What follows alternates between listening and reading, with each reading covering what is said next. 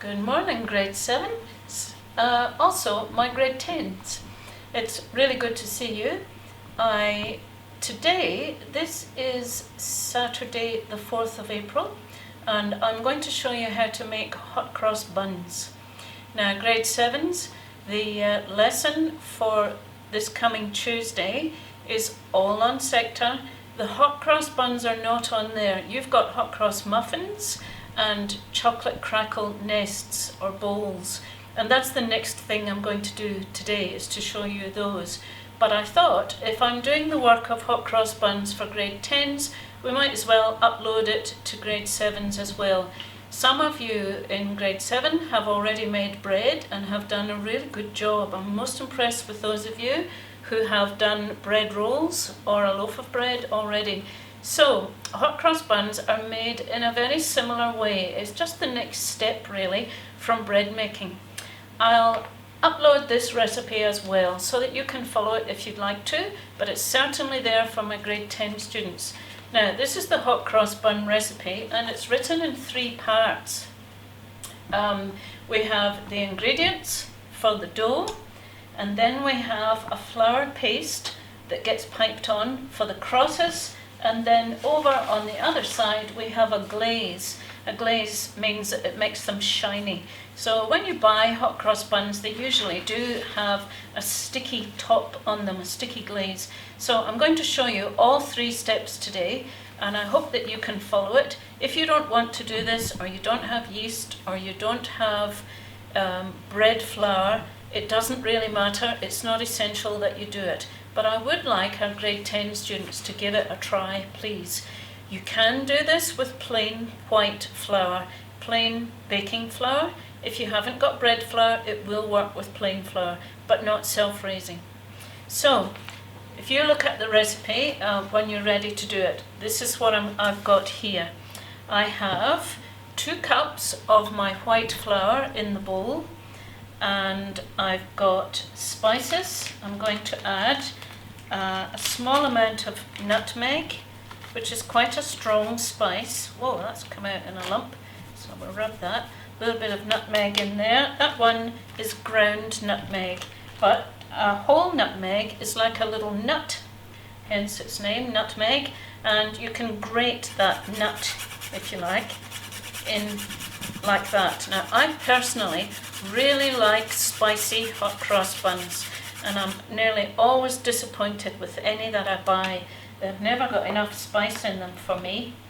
So I'm giving it nutmeg, and I'm also going to use a heaped teaspoon of ground cinnamon. Now that's quite a lot of cinnamon, and a bit more, for just 2 cups of flour, but that's how I like it. So there's the spices in there, and we also have a pinch of salt and a teaspoon of bread improver, just like I did in your bread making recipe. The bread improver just makes it rise more quickly. We tend to use it in the classroom. If you're looking for it in the shops, the brand is usually, it says Wallaby Baker's bread improver, and funnily enough it's got a wallaby in the front of the box.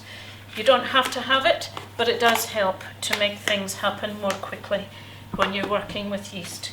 So there we are. We've got the flour, the salt, the spices, and the bread improver. And then I'm going to rub into that a small amount of butter, which I'll get in a second. I actually forgot to get that out of the fridge. Doesn't matter. Here we are. A small amount of butter.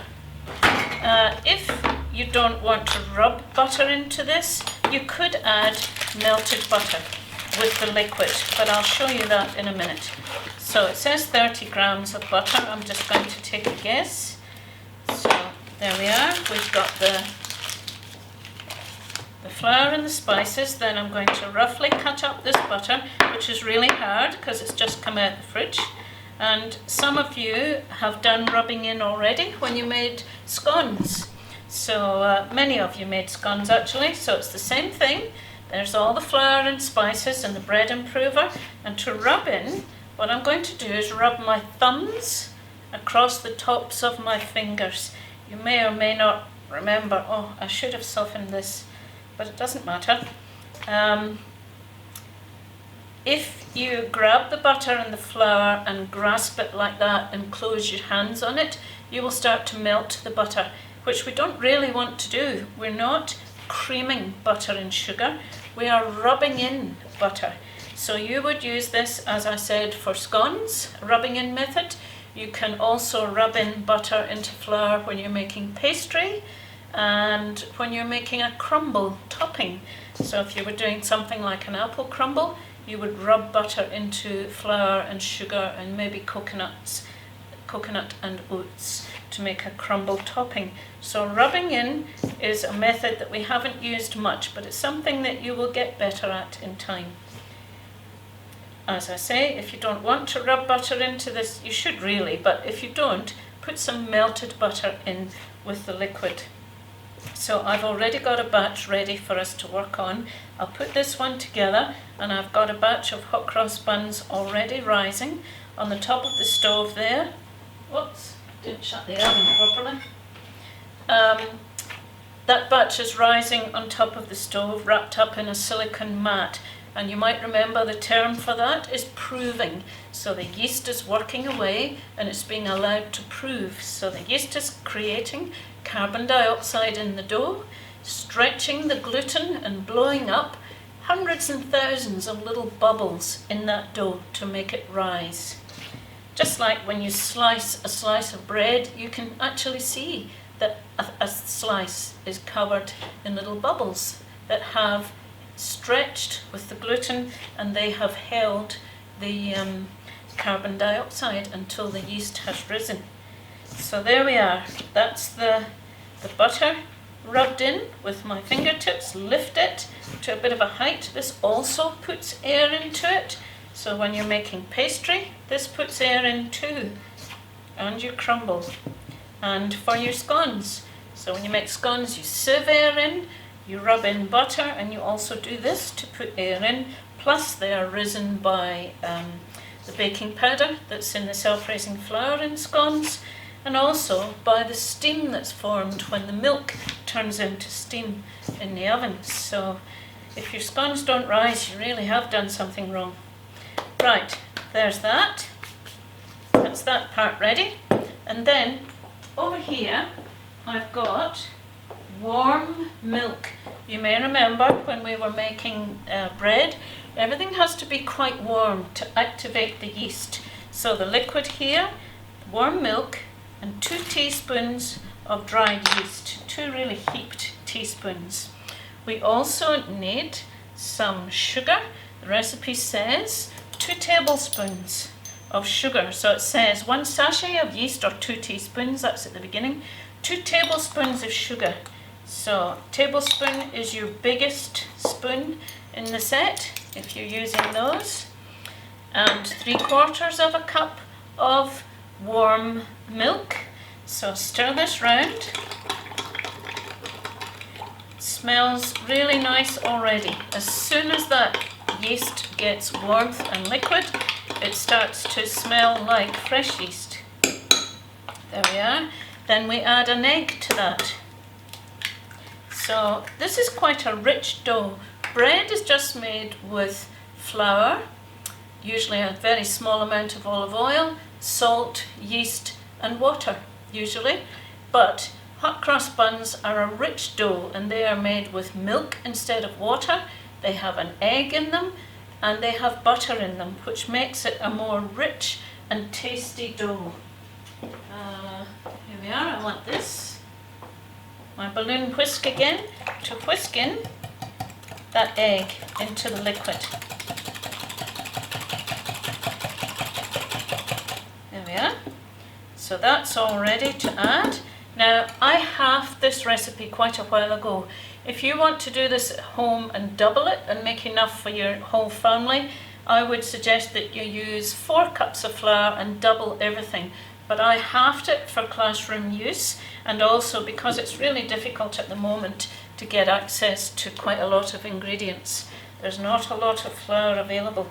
Now I'm going to add the fruit to this. I've got sultanas, and I've varied the recipe a little bit. I've also got cranberries, and the cranberries have been soaked in boiling water and then drained or squeezed. And I've got apricots, chopped apricots.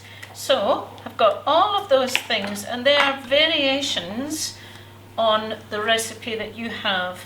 If you don't have cranberries or apricots, it doesn't matter. Just use a mixture of sultanas and currants or mixed fruit.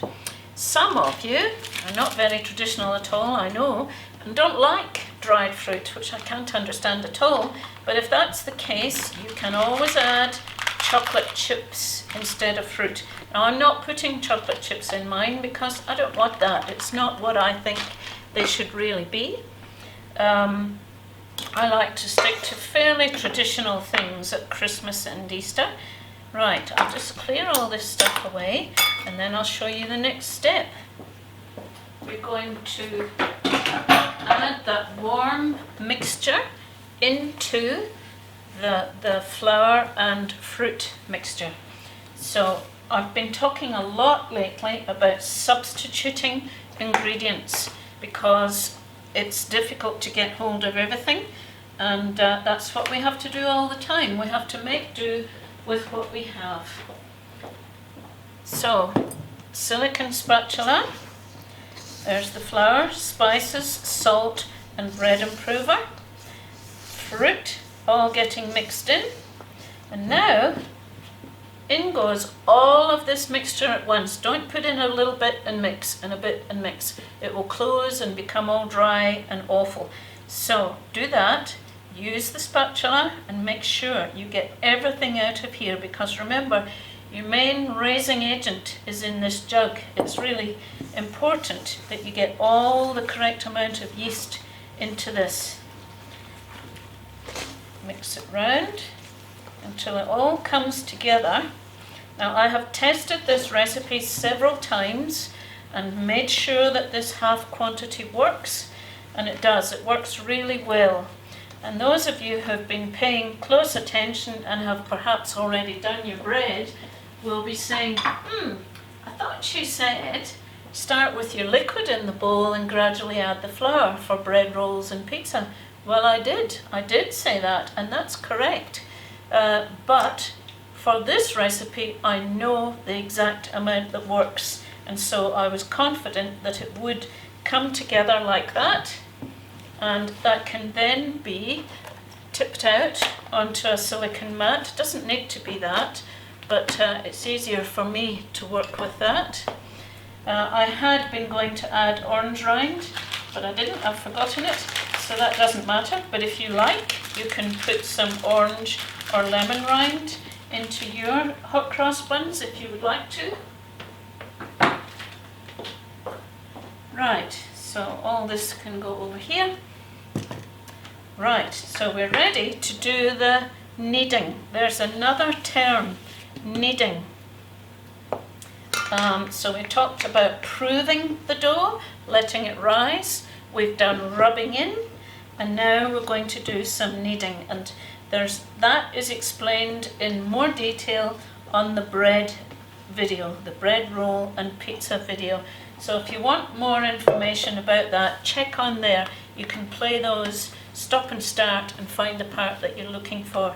So there we are, a small amount of flour on the table, not much.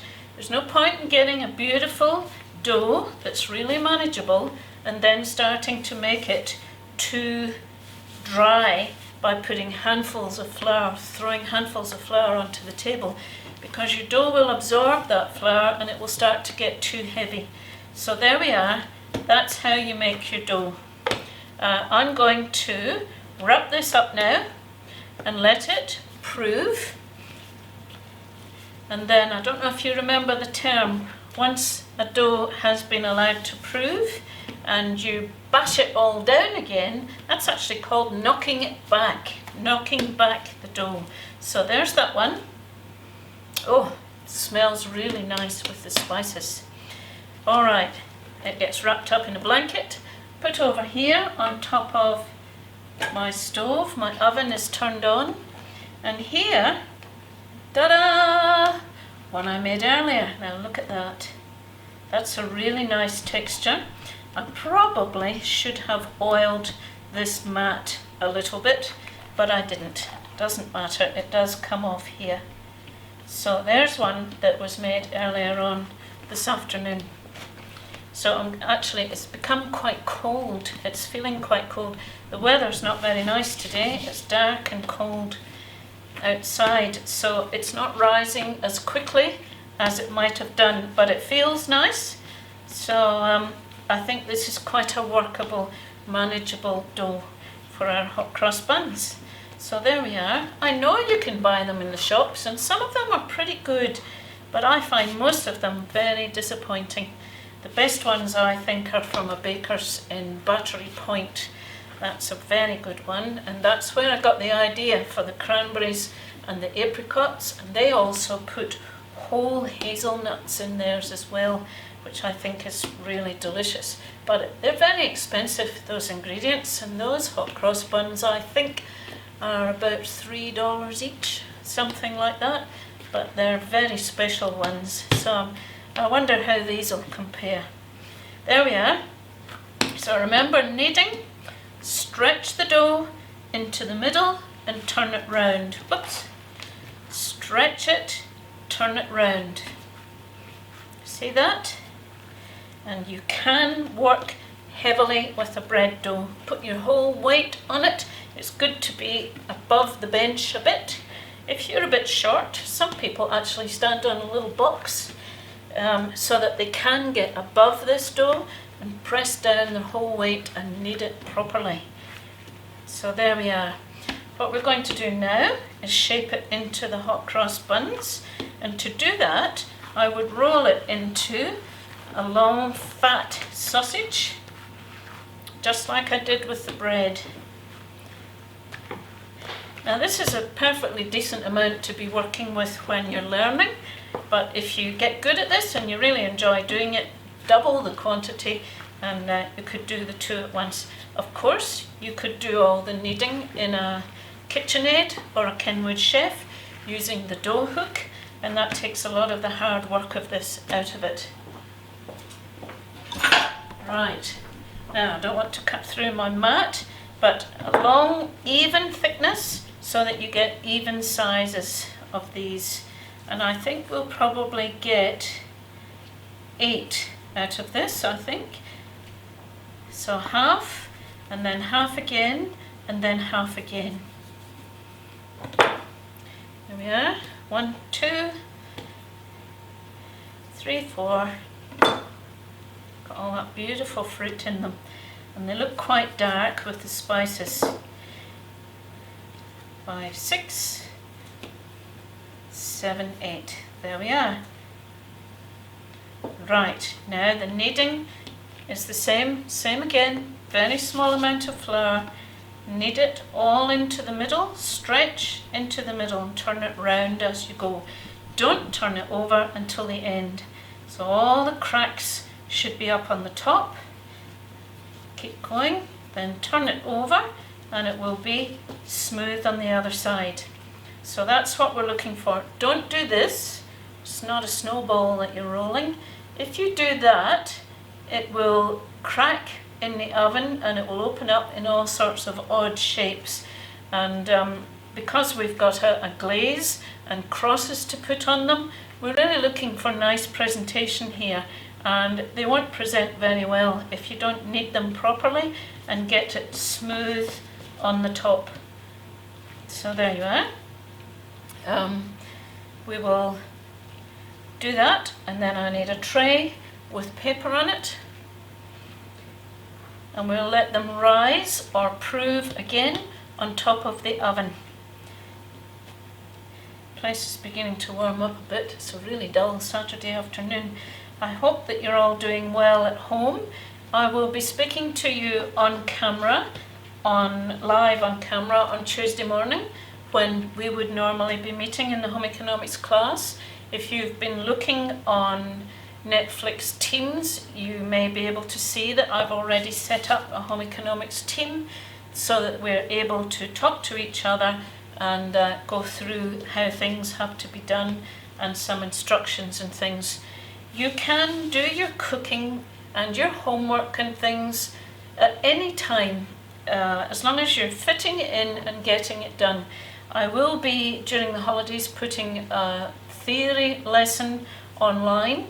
I'm going to change some of the resources that are on there for egg theory. I found some much better ones, so I'm going to put some of those online, and when we come back after the holidays I'll talk you through that lesson. So don't worry about the written work other than your written evaluation that you're to do for any cooking. So what I did yesterday was create an evaluation sheet for every lesson, and I have attached it on sector to each practical lesson, asking you to explain exactly what you did and how and what worked, and alternatives for recipes. And you will see when you have a look there that a lot of the questions you have to answer have the curriculum codes on them, so you will understand that they are for a particular purpose or a particular assessment that we're doing. So it's not just your practical work, I need the reflections, they're very important. Alright, I've forgotten to get a tray out, but I've got them here. Here we are.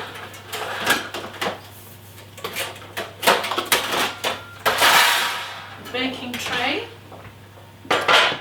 piece of kitchen paper on it because they just might stick, and that would be a shame. They probably wouldn't, but I wouldn't take the risk because these are a lot of work and we really want this to work well for us. So I'm going to put them quite close together this time, and you'll see why in a minute or two, because when it comes to piping the crosses, if they're quite close together, I can go like this and then that way with the crosses without having to do each one separately. Alright, there's the buns sitting there. I nearly forgot. Before you start washing up, scrape as much of this dough out of the bowl as you possibly can, because this cooks into your sink brushes in hot water, and it also goes into the dishcloths. Makes a real messy, sticky, it ruins the cloths and brushes and things with the hot water. So, put that under there, wash my hands, and now we're going to do the crosses. And I have already demonstrated on you'll see it today, the Tuesday coming I'm talking about. I've already demonstrated on there how to make a piping bag for your lemon icing for the hot cross muffins for grade 7s. But my grade 10 students don't have access to that. Let me get the next bit. Here we are. So I'll show you once more, but just quite quickly, how to make a piping bag to pipe the crosses. The recipe is still on your front sheet. It's here, the recipe for the crosses. It says flour paste for crosses. You need, it says, half a cup of plain flour, 2 teaspoons of sugar, and 1/3 cup of water. Oh, I have a funny feeling I might put in 2 tablespoons of sugar, but we'll soon find out. Okay, so to make a piping bag, take the corner up to the top, corner to corner, then take your scissors, cut off that triangle, double triangle. If you are not able to do this, it doesn't really matter. If you don't want to make crosses, you can take a really sharp knife and just cut across into the dough before it goes into the oven, and they will open up with a kind of a cross shape in the middle. So here we are, fold it in half, folded side away from your body, not this side, close to your body, that way, and make a cone, like an ice cream cone, twist this round and fold in. And that should hold together, but it doesn't always, famous last words, so I decided to get the big guns out for this one. Quite literally the big guns, look. I've got a big taping device. It's for sending parcels. Oh! Don't quite need that much. Right, this broad tape, and I'm going to put that right round to hold this bag together. You can just do it with any sticky tape, but you may not need it. If you've got it turned in properly from the top, it might hold together all right without that. Then cut a hole off the bottom, and I want the crosses to be fairly wide, and they might spread a bit, so the hole needs to be quite a bit bigger than the one you would have made for your icing, for your muffins. Here we are. So here's the cross mixture made up. It needs to be really soft and runny so that I can squeeze it through the bag. And I'm going to put some in here. Drop it off the end of the spoon from a height in there. Rather than wiping the spoon into the bag, it goes all over the place if you do that. Now I've got a double quantity here because I've got the batch that I made in front of you just now that are rising, so I'm going to have 2 batches to put crosses onto. So I made a double batch of crosses, and I've made a double batch of glaze as well. Now remember, you pipe this out, squeeze it like it was a syringe. There we are. So between your thumb and your 2 front fingers, you know, your forefinger and the next one, pipe and go from one end right across. Let it fall down a little bit between the 2 hot cross buns, and then across. And I think I've got the size of the hole in the bag just about right. I'm pressing my thumb from the top, and I'm not using this hand at all. People, when they're learning to do this, usually make the mistake of squeezing the bag from the middle, and then it comes out through the top and you get a terrible mess. So there we are, we've gone in one direction and then this way. So I hope my grade 10 students have a go at this, because I really need some practical homework sent. It is homework because you're doing it at home, so I need to be able to see what you're creating. And my grade 10 students, as you know, we're doing Tasmanian produce, and later this week coming I'm going to demonstrate a salmon dish for you with so Tasmanian salmon with a crust on top. It's a good recipe to use because it's another one where we can substitute lots of ingredients. If you haven't got one, you might have the other.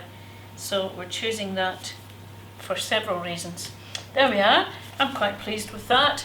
Now we're going to stop the film just now because these need to prove or rise again on top of the warm stove. Once they've risen, they then go into the oven and get baked, and I'll show you how to judge when they're ready. They should be slightly golden underneath, and when you tap the bottom of a bun, it should sound quite hollow, and that's a good way to tell that they're ready.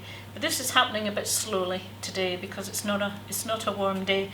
So that's me finished that just now, and I hope that you can do that. Remember, email me anytime if you've got any questions, anything that I can help you with, please email me.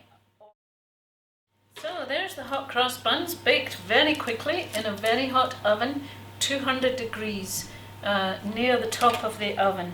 They have risen, and look at that. I'm really pleased with those, really pleased. And the way that I know that they're ready is they're nice and, do you hear that?